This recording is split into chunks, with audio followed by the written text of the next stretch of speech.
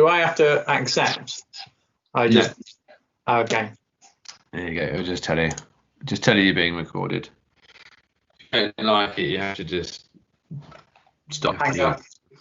Yeah, exactly. Leave. So, but leave my welcome details. back. Obviously, leave my details in case there is some kind of outbreak in the. We'll put all of your details will be below in the comment section, so people can come and troll you and buy you, and more importantly, buy your book, which we will discuss. Yes. No. I've got one here. Shameless plug. It's got to be done. So welcome back, or welcome to the Data Protection Diaries. Welcome back to anybody else that's never been here before or has been here before. Today we are joined by Stephen Massey, who is the author of the Ultimate GDPR Practitioner Guide, 2nd edition. He also wrote the 1st edition. I did.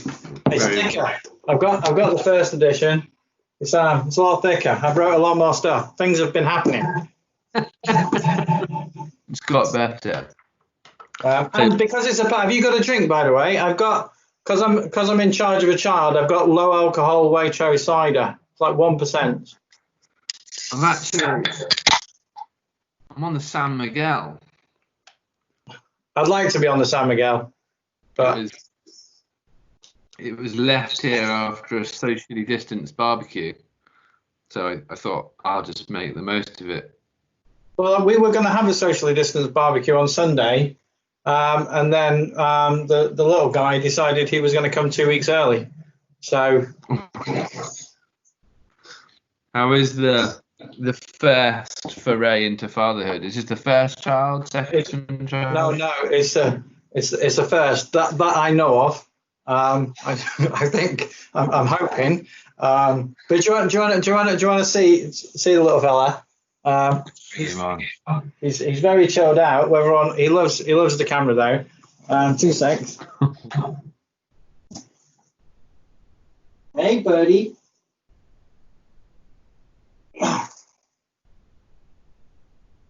Oh. So he's there. He's pretty chilled out.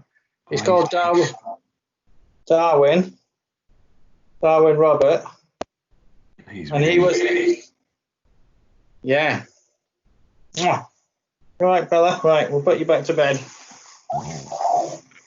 Yeah. He's looking less and less like an alien. You forget, or you don't realise when you have your first child that they don't actually open their eyes for about 4 days or something. They don't. They don't even. Yeah. You are nothing to them. He's so chilled out. But yeah, my partner went in for an appointment on, I think, the Tuesday, and the consultant said, his head's fully engaged, which I still don't know fully what that means, but I assume it means ready to give birth. And I said to her, he's not going to be waiting until the 4th of July. And then Thursday morning, about 4:45 in the morning, waters broke. And it was like, I love a chart. I'm always putting charts out there. But this I went online, I was like, okay, waters broke. What should I be expecting? Someone must have done a chart that I can kind of look at, because obviously my child is going to be born to a chart.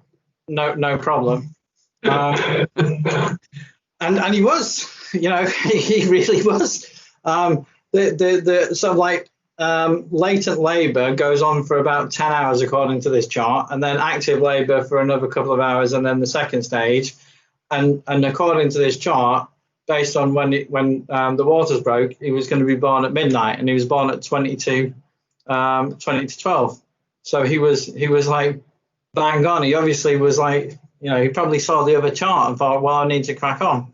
But I made, because of my love of charts, I was tracking the contractions and the duration and the frequency, just because the hospital said when they get to sort of like 5-minute contractions and 60 seconds, I was like, well, okay, this is how I can be kind of supportive. I can do that. I can track the contractions. I can time them. That's something I can do. And yeah, the timings were getting a lot worse and shorter. And I said to my partner, I said, look, your contractions are getting a lot more intense. And she looked at me with eyes of thunder and said, I don't need to have a fucking spreadsheet tell me that my contractions are getting worse. And I was like, okay, fair point. You probably know more about what's going on. So the spreadsheet kind of stopped from then on. We just got in the car and then went to the hospital, and yeah. So we wanted to get you on for a couple of reasons. Like, number one, obviously you've written a book, and anybody that can just flat out write a book fascinates me in the first place, because I haven't got them to do that. And the second thing is you're one of the few people that have sort of crossed that line between information security and that sort of CISO role and being a CISO and DPO. So you've got that broader knowledge of privacy and security rather than just looking at it from one avenue. But your original career was in the army, back in the MOD. Yeah. So, like, how does that start? Like, normally you go in the army, you go in for infantry. Do you have to do basic training to go and do security risk? Do you get to bypass all that? So no, you don't get to bypass it. That'd be nice. So actually, it's not on my LinkedIn profile, but 1998 was kind of my first foray into data protection. And I sort of like did a lot of data processing for a company called Vertex Data Science. And I was, part of that was ringing up people for their gas meters and plugging all that in. So like your student job, as it were. And it was great hours as well, 12 lunchtime till 8 at night. So you finish work, go to the pub, get your hangover, you can have a lie in and then not cycle into work. It was cracking. But so my sort of like experience was first data protection. And then, I joined the army sort of like after uni, and yeah, you everybody does their basic training, but then you do your special to arm training, and that was intelligence for me, so like an intelligence operator. And then during that time, they said, do you want to have test your aptitude for languages? So I thought, well, I'll give that a go, and I passed the test, and they said I had an aptitude for Arabic. So they taught me over 2 years Arabic, and then I worked as an interpreter, linguist interpreter. And that was really cool. Got to go to Iraq, got to go to Afghanistan, did some interesting things. Just talking to people, and it gets to a point where it actually just makes sense, and they're speaking to you, and you just understand it, and it's the best experience in the world. Because when I first started, I was shadowing this other guy, and oh my God, he was speaking so fast. The guy was speaking so fast back to him, and I was like, there is no way I'm going to be able to do this. But and just like little babies, everybody's got the capacity to learn a language, So we all can do that. But yeah, so I did that, and in the forces, I mean, it's kind of been a little bit more advanced since I left, but in the forces, IT security as it was then known, it's all like cyber now. We did that, so the intelligence people, and to a certain extent we still do, but it's got more like a SOC, and you can go on the Army website and they've now got like a cyber unit, and all that good stuff. So yeah, and when I left, you have to give a year's notice, which is not. Yeah. So you've got a mandatory contract of 4 years, of which you can give a year's notice at the 3-year point. But I did about 8 years, and I put my notice in January 2008, which was the best timing in the world, because obviously 2008 was global financial crisis. So everybody started putting a hiring freeze, and so I ended up in Dubai because there was a sort of like delay. So luckily their hiring freezes were about 6 months later, as the sort of like financial crisis moved through the world. But because I was already in by then, but there was such a change. The taxi drivers in Dubai, when I came there, they would stop and they'd ask you where you were going. And I live quite nearby the office, and they go, "Oh no, you're too close. We want like good fares." So they just not take you. And then as soon as the global financial crisis hit, they were like, it was just because you'd stand in the street and it's like red hot, and you're just sweating buckets, and these taxis would drive past you, and then suddenly there was nobody. There was nobody there, and they just, you'd take you anywhere, take you around the block. From then on, it just made sense to go into that sort of CISO information security role. You've got the military experience, so you've got that sort of intelligence insight, and then that just gave the leverage to go into a CISO role in banking. You've got the mindset, you've got the credentials. It just seemed like a good place to go. I think, and I don't want to give any discredit to a lot of information security and IT people, but I think there was a sort of like general perception, certainly when I came into the industry, that IT security people weren't very good people. Whereas because I've been working as an interpreter and literally translating complex so idioms and language into another language, I think my mind had been rewired by that to go, okay, well, how do you translate complex IT issues into something that the business can understand? And so, it seemed that I kind of got a bit of a knack for it.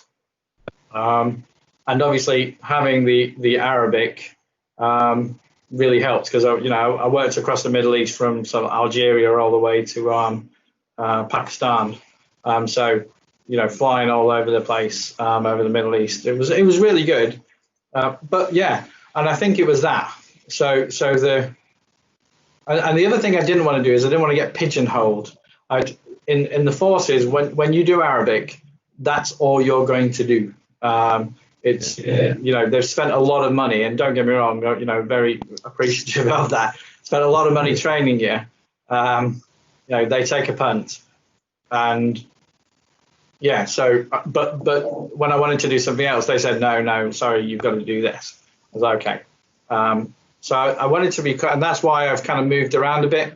I've done the information security, I've done business continuity. I worked for CBRE, a big real estate company, did operational risk, and I've done, in all of those, I've had a data protection remit. So that kind of came on, and then obviously, so like 2015, 2016, when GDPR was starting to sort of like, rear its head, there was a lot of planning and focus on that. But yeah, but I think that's helped. I think looking at all of these different areas, so it's, there is a certain element of business continuity and data protection. There's a certain element of security and data protection, and operational risk talks about how the business works as a whole, and so you're more focused about that. So they all sort of like help round you, and having that sort of like extra exposure to all these different techniques, and more importantly, how we kind of all do the same thing. So you'll get people who come into an organization and they want to create a completely new risk register, or they want to create a completely new incident management process, or a new vendor risk process. I'm kind of like, I guarantee you, if you go and talk to the head of ops risk, he's got a system or he's got his own spreadsheets. Go and put your risks in there, and you'll be fine. You go to procurement or you go to your vendor risk people. They've already got a register of everyone you pay money to. So you've already got your list of processes potentially as a starting point. And so I think having that information about all these different things and working with all these different things really helps with sort of like shaping the data protection stuff. It's pretty cool. But you know this. You've been doing this for a while. Yeah. I mean, I started doing this 10, 11 years ago, and it was the same sort of thing. You know, I was in a healthcare company at the time, private healthcare, and we did a lot of diagnostic imaging for the NHS. So it was just, you had to have information governance, you had to be compliant. There was no two ways about it. And it was, the company was massive. They had 50, 60 hospitals, they had 50, 60 mobile scanners. Like, you couldn't recreate anything. Like, the information was there, and you just have to go and find it. And I think having that understanding of 27001 and information governance and those kind of security controls then gave me the ability to understand data protection and the regulation and start looking at the risk aspect of it all. But yeah, I mean, I think it's interesting when you talk to people, because a lot of the questions that we get asked and a lot of questions that I think people in this profession get asked is, how do you get into the industry? Like, what's the best way to get into data protection? You do a week's course. Just do a week's course. You can put yourself as an expert, and you're done. That's the career path. I've seen it. It's just a week's course. I don't even think you need to do a week now. Probably do the 2 days. Yeah. Online as well. Oh yeah. Well, yeah. Zoom. Do it on Zoom. Everyone loves Zoom and data protection. And then you just need, GDPR consultant at hotmail.com. At Hotmail, yeah, definitely Hotmail. And you're away, because Hotmail's free. There's no point in paying. Or Gmail, because then you get more storage, so you can keep more stuff. Yeah, I mean, there are a lot of experts, and I've been sort of like very keen. It's a dangerous thing, because you obviously want to, it's about credibility. You obviously want to present yourself as someone who knows what they're talking about. But I do think there's a sort of like, it's a danger, isn't it? Because people do search for that, don't they? They search for information security expert or security consultant or GDPR expert, and it's almost like that. Well, if that's what people are looking for, you kind of have to say, well, that's what I am. But it's a tough one. But even, not that I'm giving another shameless plug, but even when you write a book, I still don't think I'm an expert, because I see so many questions on LinkedIn. I'm like, that's a really interesting question.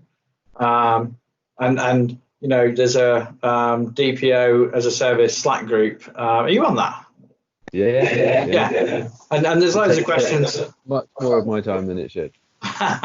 Yeah, I have to. I had to, like, it was like vibrating in my pocket about a week ago. I was like, I have to like mute this, because I've got no time to I've got stuff to do. But there's so many interesting questions, and and I like that, because I get the questions that I get myself from my clients. But yeah, there'll be just some like interesting nuance that you go, wow, I never thought about that. And that's why I will never ever claim I'm an expert, because, well, I'm not. I don't think anyone is. It's brand new, isn't it? Really. Yeah. I know data protection isn't, obviously. But the mass concept of it is new. When I started this, it was a very small number of companies that A, did it, or B, gave a shit. Nobody really cared. It was financial institutions, it was healthcare companies, it was care homes, it was the social care sector. That's where it really, really mattered, and to the wider community and the wider world it didn't. And then GDPR came along, and all of a sudden it's like everybody had to stand up and take notice, and then the world stood up to take notice, and then other countries started bringing out their regulations. But the thing I like about the Slack group is actually you've got people on there that work quite heavily in the education sector. Yeah. And the queries that come out of there are insane. You think I never would have thought of that, how this applies in that sector, or it's coming out of healthcare, or it's coming out of finance, or it's coming out of football clubs. And it's so hard to encompass everything that actually you need a group like that you can go and talk to people and go, am I going mental, or is this right, or have I missed something? And I think that's where, as an industry, we're very good at sharing information and sharing ideas and being good, which is why I love this. Yeah. Because good plug. Like it. It's one of those things. Like, it doesn't matter what you know. Like, it's always nice to get somebody else's view or to get an example from somebody else. So I was quite excited when you sent me this, and I did get to have a bit of a read. But I love the way it's written. Like, it's accessible, it's sensible, digestible. The thing that gets me is, where the hell do you start? Like, how do you write a book? Where did you go? I've got an idea. I'm going to bang out a 398 pages. Yeah, 70 page. Yeah. So the short answer is by accident. Is the thing. So someone, you know, where they say well, they say that everyone's got a book in them. And my book is a time traveling serial killer who goes back in time to atone for their that's my book. I've not got round to writing that. With all time travel books, there's a kind of like paradoxical twist. So I'm still trying to iron out exactly why are they going back? What is their relationship? Why is their daughter ill? And does the timing work? Yeah, there's a lot of things going on. But I was writing an employee awareness course, like an online employee, just for 1 hour. And I kind of wanted it to go for each of the different stages. But as I was writing that, I wrote the script, because I've got like a auto cue. And I was like, right, I'll write the script, because I wanted to be quite efficient, because I haven't got the time to sort of like go over it and over and over and over. So as I was writing these outlines, I was like, well, these are like the outline chapters of a book. And I was like, okay. And I was like, well, I'll just keep writing. And that literally is how it wasn't. I never set out to write the book, but it was August 2017. And I had in my head, I'm going to get it out for Christmas. And I just wrote. And on the 21st of December, published it. It was, but to be fair, in the first edition, and it's completely reasonable criticism. Some people have said it was rushed to print. And to an extent, I set myself a sort of like ambitious deadline. And when I look at the first edition, is it as good as it could be? Is it as polished? No, not really. And there's probably still issues in the second edition, but this is, it's an iterative process, and it is kind of getting better. But I was kind of, I wrote it, and then obviously that chap was caught out for his. I'm not going to name names in case I get like sued for libel. No. We don't. We know who he is, but we don't talk about it. Yeah. But it's like, and some people were sort of like, there was a little bit of murmurings about every book in terms of GDPR and whether or not my book was like plagiarized. I was like, I don't know why they didn't just run it through a plagiarist. Grammarly. So I use Grammarly as like a first sort of like, obviously you need to get human beings to read it. But yeah, it's got a plagiarism like thing. So even if you've written something and you think you've written it in your own words and you've completely done it that will tell you if you plagiarized anything. So I'm just really surprised that the publishers didn't just run the manuscript through that, and they would have seen, Jesus, that guy's, maybe I don't know. But no, feel free to run this through plagiarism. I've sweat a lot of tears on this. I have, and there'll be things in there that are probably going to as I was getting up to that 25th of May deadline, because I had it in my head I was going to publish it, but Amazon have annoyed me. They as soon as you do a test publication, that's the date that it's published. So it's like 20th of May, which is annoying. I had a whole plan of getting ready, 2 years, second edition, all the rest of it, sort of like a nice little marketing thing, and then my quiz as well. And yeah, so it's I'm glad it's out there, and the feedback I've had, because a lot of people have been really nice. I just want to give out a couple of shout outs. So Tash Whitaker and Hayley Jaffrey, they reviewed some of the new content and helped me with some of the new content. There's a whole section on lawfulness of processing, and I kind of work, because I think a lot of people have had quite a challenge on how they determine the lawfulness. So I kind of wrote a chapter on how I would go about effectively triaging your lawfulness of processing, because what everybody's like, oh, you need consent. I'm like, no, you work through them all. Consent is the last possible avenue. We leave consent right to the end. If we can find something else, and then once you do that, what do you do next? So do you do a DPIA? Do you do an LIA, legitimate interest assessment, LIA, and all that good stuff? And then I did some like employment context, because obviously consent you can't really use in employment, although you can, and it says so in the book. It gives you examples. Yeah, but yeah, a short answer. The other sections, a couple of my lawyer friends, Ellie Rich, Richard Pooley, and then Andy Johnson, who's a really good security operations.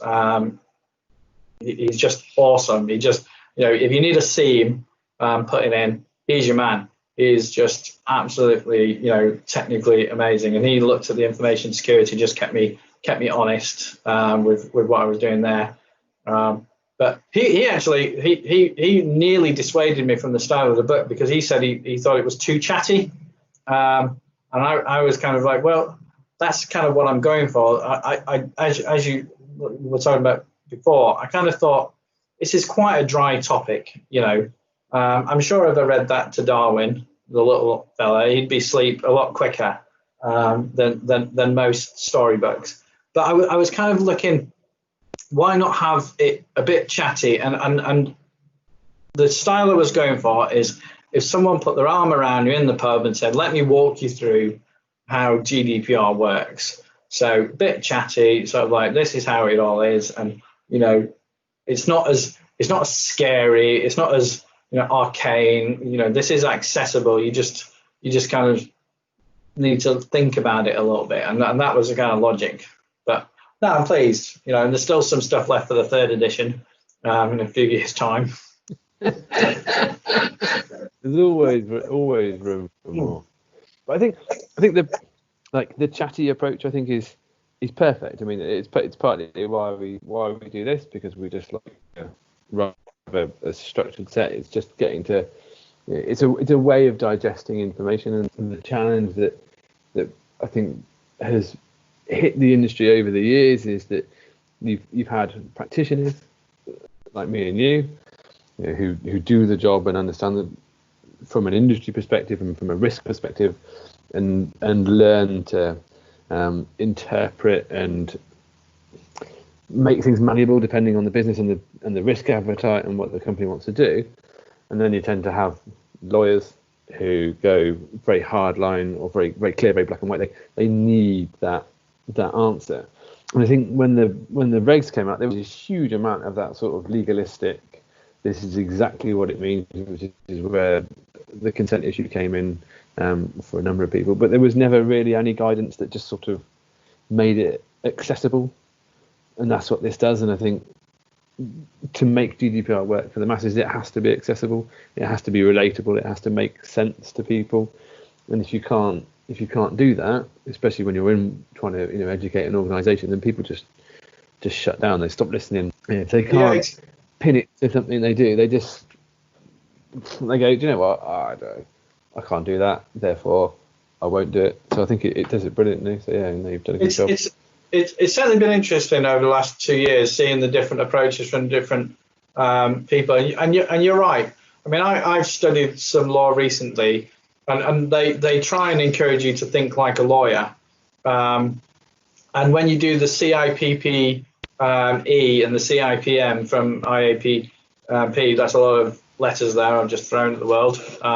But when you do those, you literally, and I provided the feedback to the guys at IAPP, you have to think like a lawyer, and think like an American lawyer. So it's not even just thinking like a lawyer, but think like, how would a US lawyer answer this question? So if anyone's doing that exam, that's how you pass it. You just say, how would a US lawyer answer this question? And if you answer like that, then you pretty much. But it's not the same way that we practice data protection in Europe, I don't think. There's a lot more nuance. It's not just about the legal aspects and the defensive aspects for companies, which, don't get me wrong, that's obviously really important. And you do have to think about, who you're serving. I know that's been a discussion online as well. Who does the DPO serve? And yes, they are serving the controller to keep them honest, but on behalf of the data subject, if that sounds a bit sort of like roundabout. So it ultimately is there for the data subject, but yeah, they're keeping the data controller honest. I mean, let's face it, no government introduces laws to have people in a company for the company's benefit. Companies will do things for their own benefit if they want to. But yeah, it's been interesting, and yeah, I see lots of like legalistic answers to things, and I'm kind of like, that's why people kind of shut down. And I think, because whenever you get a lawyer involved, typically something's gone wrong. There's very few, or you think something might go wrong, and you want to protect yourself against that bad thing happening. Whereas with data protection, there's a lot about it where you can actually think, well, we're doing this for a benefit. We're doing this for value add. We're doing this so that our organization has a better reputation, and we're doing this to avoid problems down the line in terms of how things are going to make things more operationally difficult. And a lawyer is not necessarily going to think about those kind of nuances about how IT systems need to be developed, or how people interact with organizations in terms of customer service and all those kind of things. And that's where we, by not looking at not looking at the challenges as purely legalistic, but more, about how an organization can operate positively, I think that's probably better. But then, America is quite litigious, so that might be the reason. I just hope we don't go down that route, because litigation is the kind of last thing you want to be doing, in my view. Yeah. I think there was a concern initially, I think, when the regs first came out, that we might end up being like, it's heading in that way. There's a lot of talk about class action. I think there's a class action pending for BA. There was a class action pending for or is pending for Ticketmaster, I think. But I don't know. I think as I think our British nature, from what I see, is we like to be aggrieved. We like to be really annoyed about something, and then somebody comes and says, "I can make you some money for this. Let's take these bastards to court," and we kind of go, "Oh, whoa." Like, I'm annoyed. Like, I don't want to get anyone into trouble. I'd rather neck up about it on Facebook and grumble about it in the pub, but I don't actually want to have to do anything. Like, I've got to fill a form in. Nobody said I had to fill a form in. I just don't think we've got that. I hope we haven't got that mindset, and I hope that we don't start to move into that sort of No, and conversation culture. Yeah, and I agree. The fines, and the sort of like judicial remedy and all that kind of stuff should really be the sort of like area of last resort. Ultimately, when I'm talking to my clients, a lot of the times they're being overcautious, and I'm saying actually, you're probably being more cautious than you need to be. You're doing everything you need to for the data subjects, but you may be holding yourself back and losing a bit of competitive advantage. You can do things, and I think that sometimes goes back to that kind of expertise thing, that some expert has come in and said, no, you have to do it this way, and then they're kind of like, oh, okay. I had one organization where the DPO said, no one in the organization, none of the people who they contract with are processors. And by virtue of that, by virtue of saying they're not processors, then you didn't have to do any due diligence on them. And I was like, what? I was like, no, for so many reasons, no. So there is that kind of danger where you've got someone who thinks that they know what they're talking about and thinks that they've got an idea of how to get around things by trying to be a little bit legalistic about it. It's interesting. But I hope we don't go down the legal route. Definitely not. I think the worst thing I heard was when the regs first came out, was there was a guy who went to pick up his daughter from nursery, and they're at the door, and they give you a bit of a rundown. You get used to this. You get a bit of a rundown of what your kid's done that day, like who they've played with, who they've interacted with. He said, "I had a brilliant day. It's been playing. She's made a new friend. So she's got a new best friend. Like they're really close and they're getting on really well." And the guy was like, "Oh, brilliant. What's the kid's name?" Because it's her birthday soon, so we'll probably like to invite her to her birthday party. So then we can't tell you that. Why? Because of GDPR. That's obviously we need to get the parents' consent to tell you the other child's name. The guy was like, right, so you can't tell me the name of the child that my child is friends with. Yeah, and that's interesting because there was I think it was Scott versus the LGBT Foundation. There's a case about verbal disclosure anyway, so they're probably not even. But your child is going to go, oh, I've got a little friend called Sally or Mustafa or Tarquin, and so it just seems a little bit daft. And I think because I work with a school, and there's always been sort of like those concerns about photographs and things like that. And don't get me wrong, it is a minefield. I went on a ski trip. It was free to go, but not free because you're looking after 50 kids, and they're all 8 and 9. But I've got a big shout out for the teachers. A lot of respect. They do an absolutely amazing job. We were like carting around like a whole suitcase of medicine for all these different children in Switzerland, and it's crazy. And they they bless them. Really, I've got a lot of time, but there's so many challenges. Can you take photos at the school play or the sports day and things like that, and all those challenges. And then if grandma takes a picture and she puts it on social media, and the parents aren't happy, then we're in a whole new kettle of fish. I think that's sad that doesn't make data protection bad in itself.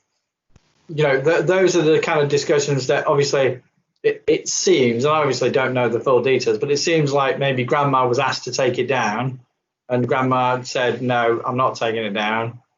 And for whatever reason, the parent felt compelled to take it to court, which is sad. It really is sad that it had to go to court. But, people will go, well, that's just data protection gone mad. And it's not. That's not the law. That's, common sense not applied to an everyday situation. And I think that's what we should be doing, or advising our clients certainly, is just apply a bit of common sense, and because like with subject access requests, most people don't do subject access requests because they really want to know what you've got on them. Most people don't care. They put subject access requests in because they've made a complaint or something's gone wrong. They've made a complaint. You've still not resolved the complaint. So they're going, right, if you're not going to resolve my complaints, then we're gonna go through the whole hog of you spending the next 30 days trawling through all your systems. You've made my life difficult. I'm going to now, make your life difficult. And if organisations just thought about that, applied a bit of common sense, look at your complaints procedures, look at that kind of thing, then you won't have all those wasted hours trawling through your systems. But we used to get it a lot in my previous employer. So we'd have a customer would have a complaint, and the customer would be on the phone, and they'd be dealing with the complaint.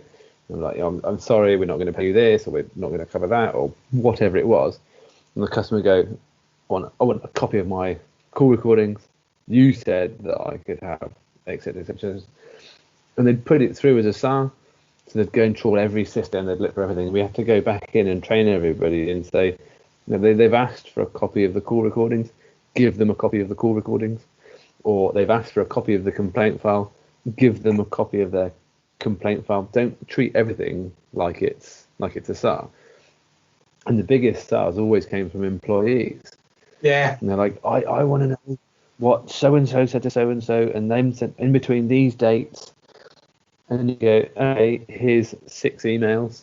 And they're like, where's the rest of it? Like, you genuinely weren't that interesting. Like, nobody talked about you. and if they did, they didn't make an opinion. They didn't talk about you. They didn't reference you in enough detail for us to find it. But I think people put in a SAR because they assume they're going to get this huge amount of information that's going to give them a smoking gun that they can then take you to a tribunal with or whatever.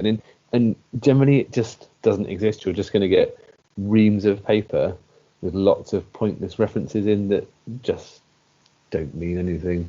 Yeah. There are very few meaningful subject access requests.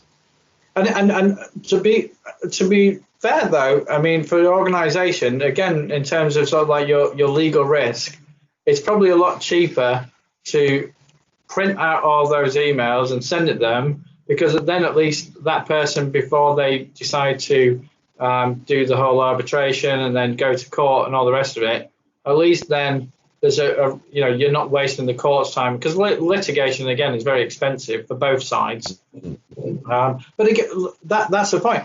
They're only asking for a subject access request, smoking gun or not, because something's gone wrong. If you've got good employment management, if you've got good performance management, then again that shouldn't happen. And I've written an article about that very thing, like subject access requests. You can minimize your subject access requests by just doing a few things in terms of your customer service, data minimization, and good service delivery. Very few people who are happy ask for subject access requests. From my experience, there's never a happy person going, I'm just really happy. I mean, maybe a data protection person, maybe a data protection person might just be curious just to go through the process. But other than that, I doubt very many people, and I'm not seeing it. That's the thing. I'm not seeing it. That's the thing. I think data minimization. I did a post the other day about the most important tool in your privacy framework arsenal, and I put it down as a DPIA, because you get to, it's an opportunity to understand, analyze, and look at what you're doing. But actually, probably the other most important thing for me has always been an effective retention policy, because if you stop keeping the stuff that you don't need and you're not supposed to have, then you don't have to look through it. If you don't have to look through it, it doesn't take you a shed load of time. The responses get a lot quicker. But there's still this mindset that stuff is good. We must keep all of this stuff just in case. it might there become are useful one day.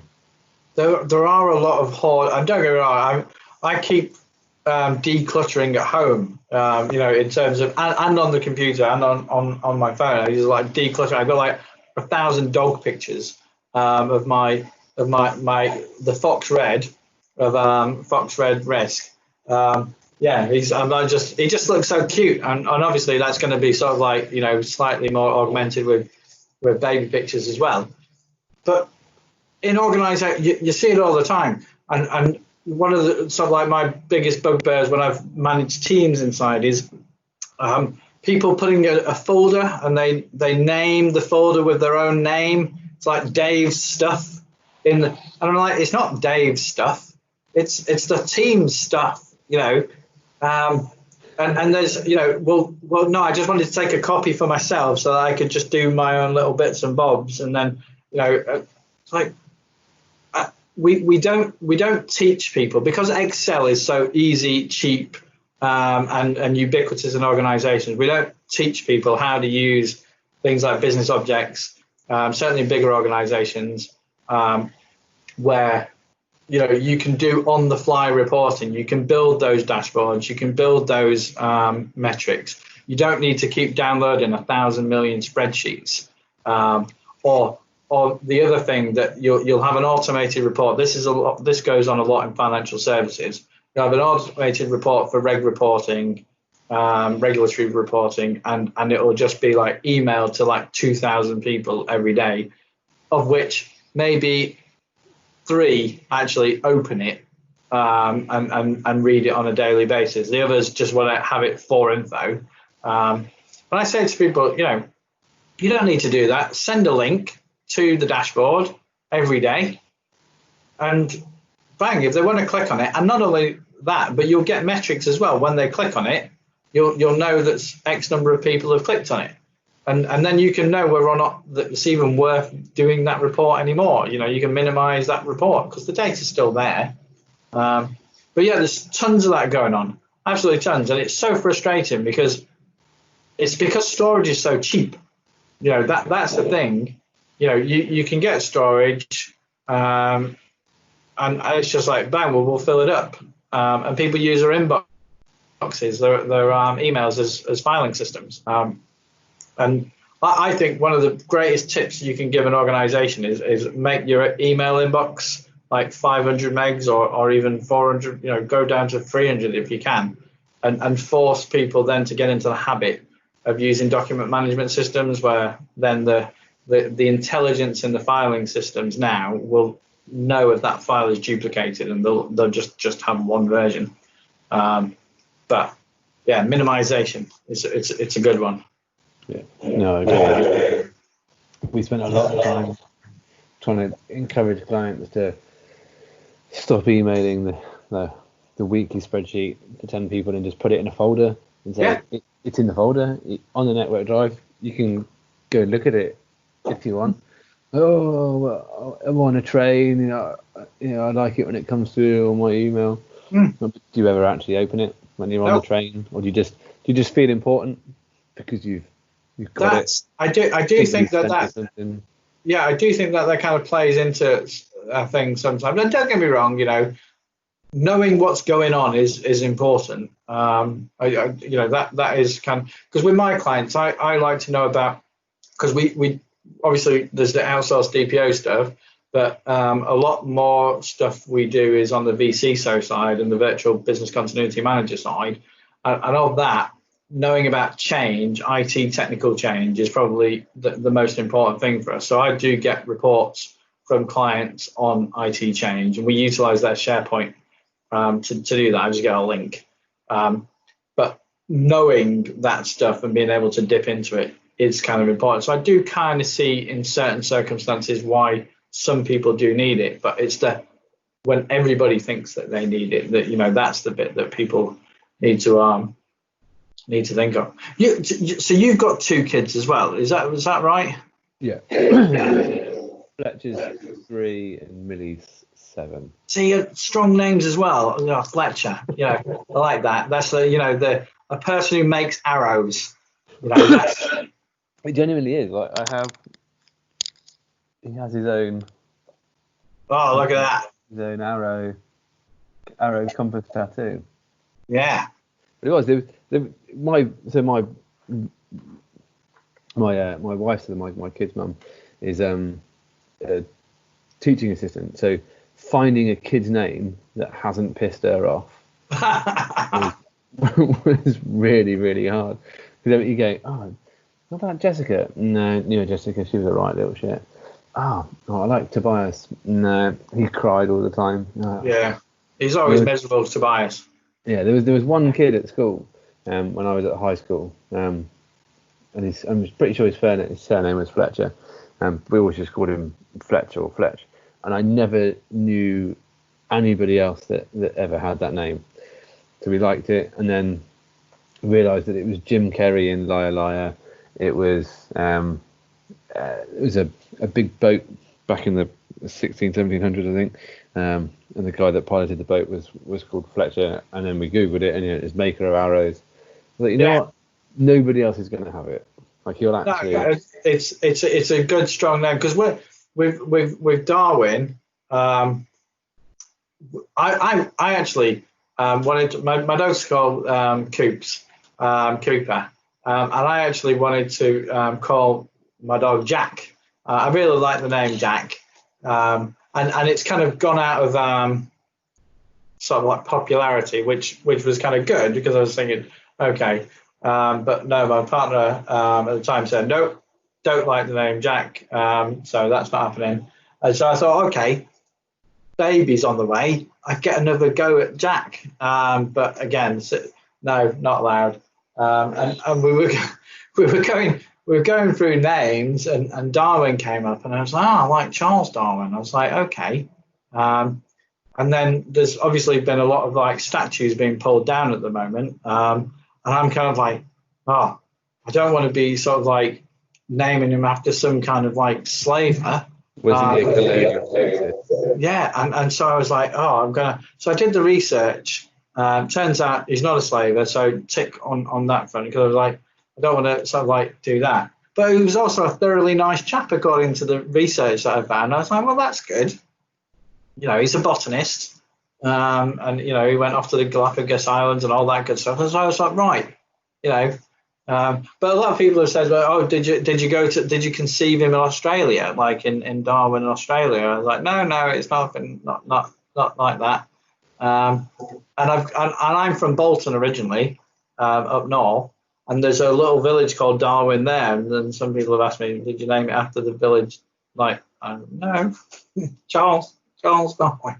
Just liked it. Yeah, exactly. Just liked it. It's just a nice name. And Robert is after my granddad, so the middle name. And I've got that. So it's like, because we were kind of looking at George, which is my partner's. These are all my security questions for the bank.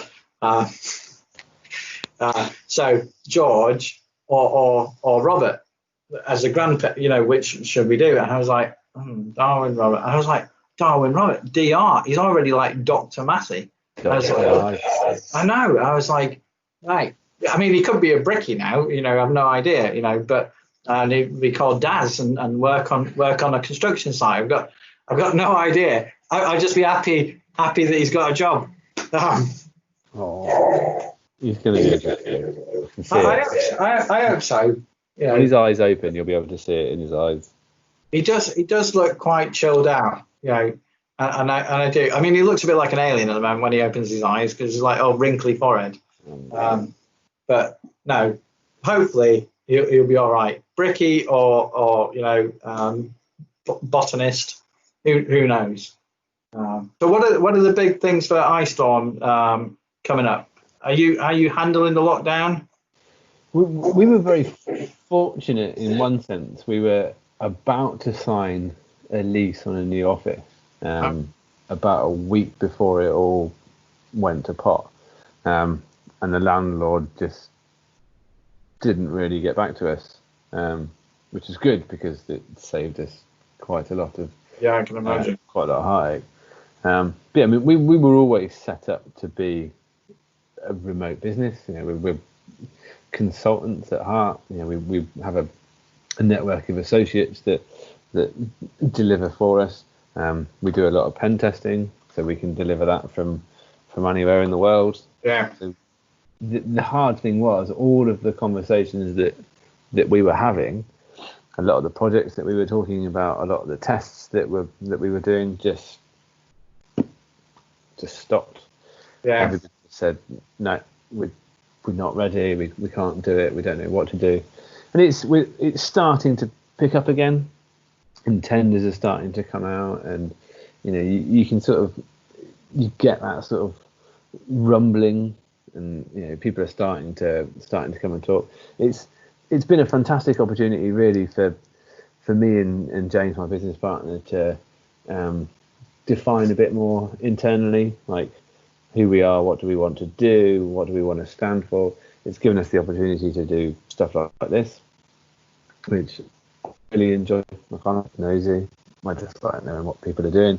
So it's been interesting, but yeah, we're fortunate that we'll make it out of the other side. I know a lot of companies haven't been so lucky.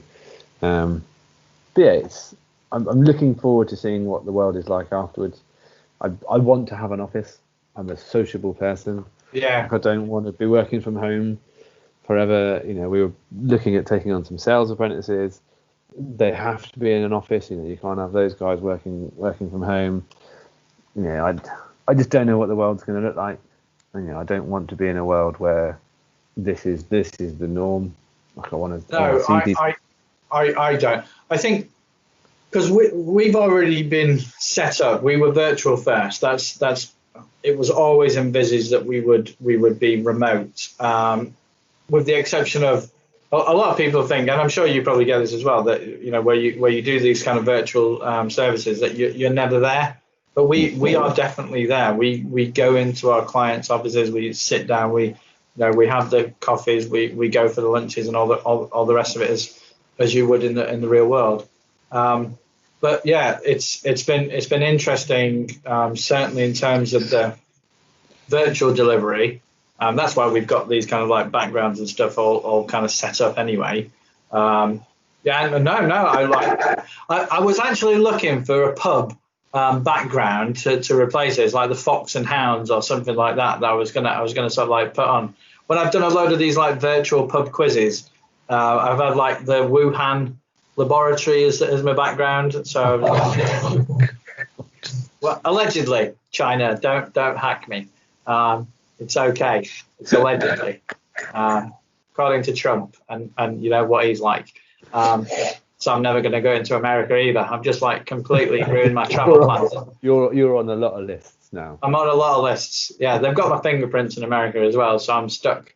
But no, we're already virtually first. But I do miss that. I also thought that my partner and I would really sort of like struggle working from home at the same time, because she works in a charity on the business development kind of side of things, and as a result she's working with corporates and dealing with all the funding side, and you can imagine at this time that the funding was kind of drying up, or charity funding is really well regulated or heavily regulated, that if you don't do the thing then you can't claim the money. So they would have projects to deliver, say school training, but if those sessions didn't happen, then they obviously can't get the money for that. So there was a lot of projects that were going to be on the sort of like, it's a sort of like nature, wildlife, animal charity. It's a lot of stuff like that you just simply can't do. So they got all this funding signed off, but then if they don't do that, then they don't also get the core funding, which obviously keeps the lights on. So she's been working really hard, and she only finished work on the Friday before she gave birth on the Thursday. So that's how.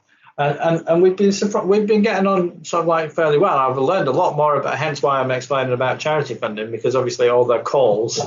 By accident more than deliberate, but by osmosis I'm picking up all this stuff about funding and whatnot.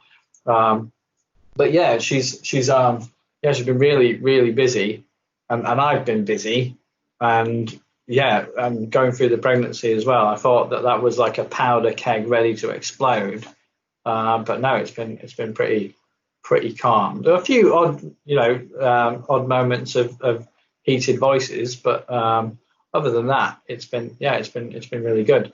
But I like you. I like to talk to people. I'm looking forward to like the conferences and getting back and sort of like meeting people and having a chat with people in person. And I do like going to the clients and having a sit down. And it's just a little bit sort of like, when I've had certain calls, not everybody has a video on. I know, people have sort of like have their sort of like lockdown hair and all the rest of it, and it's all going sort of like a bit crazy. But there's just something about that sort of like human interaction, that eye contact, that just body language where someone's getting a bit confused and they're going like them, that kind of acknowledgement where you go, yeah, I know what you mean. Yeah. You don't get that if you're just talking on the phone. No. And I think if you're explaining something complicated and the other person's going on the phone, yeah, I get that, and their face is going, I have no idea what you're talking about. You kind of lose that, and I that's the kind of thing, especially in training as well. So I do sort of like training stuff, and I've been doing sort of like virtual training sessions, and yeah, where you don't have the person on the video, and they're paying, and it's fair enough if they're paying, and they just want to sort of like listen in the background while they're doing their emails and stuff. That's absolutely fine. But it's like I want them to get the value out of the training as well. Yeah. So yeah, it's the sooner we get back to face as much as we can. But at the same time, it does democratize, certainly on the training side. So a lot of people can't get to London, where a lot of these all the decent training courses are run. And so having that virtual option does give people a little bit more flexibility on learning stuff. So hopefully, if we can keep the good stuff that we had before and the good stuff that we've learned from working remotely in lockdown, and have beer. That was the other thing. I did NCT, the national childbirth.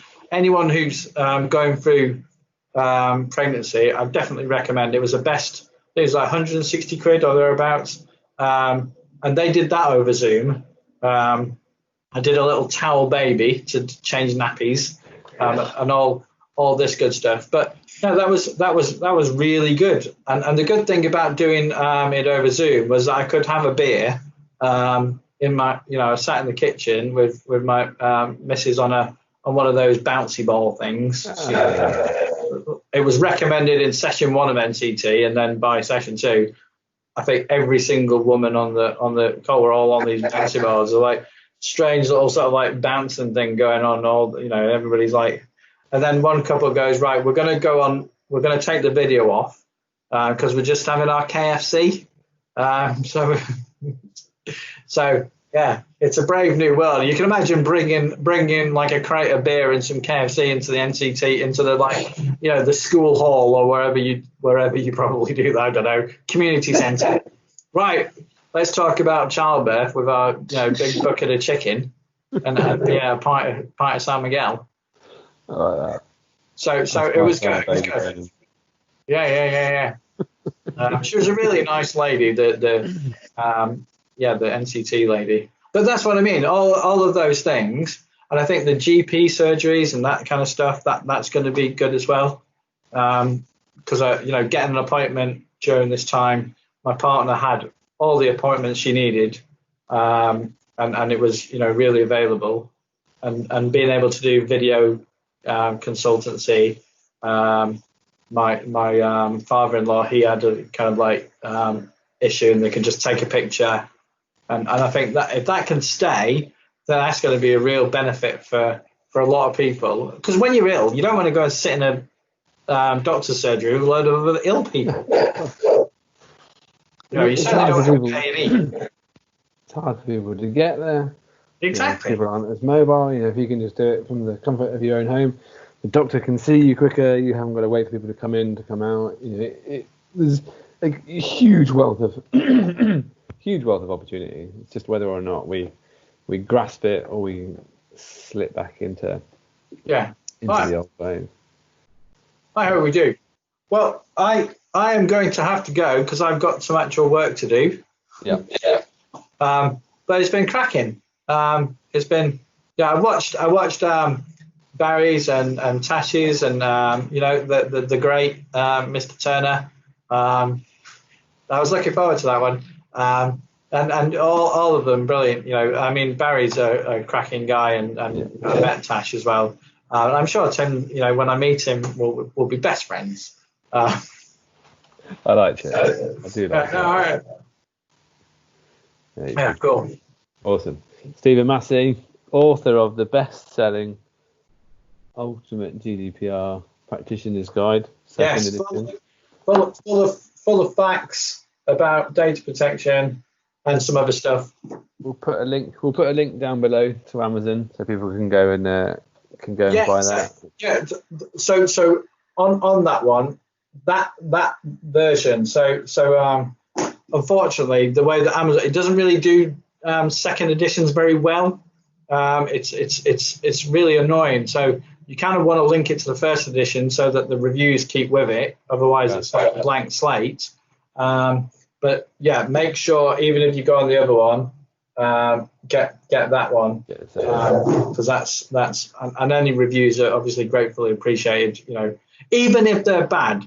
And I say that because one person gave me a 1-star review and said that they gave it me because it didn't have an index. So I was like, okay, clearly that's important. If you're going to give me 1 star. So this one has an index. So it's got a contents page and an index. Whichever way you want to search for things, I've got you covered. I've got you covered. Yeah. I was like, thanks. But it takes a lot of effort, like I was saying before, to write a book. And it was a bit cutting at first. I kind of laugh at it now. I'm kind of like, okay. But I was like, come on, give me like 3 stars. I wrote 100,000. There's 100,000 words in there. Yeah, just because there's no index. Yeah. Be fair. Yeah. Right, good. It was great talking to you. And you, Stephen. Thanks very much. Have a good one. Bye-bye. Take care.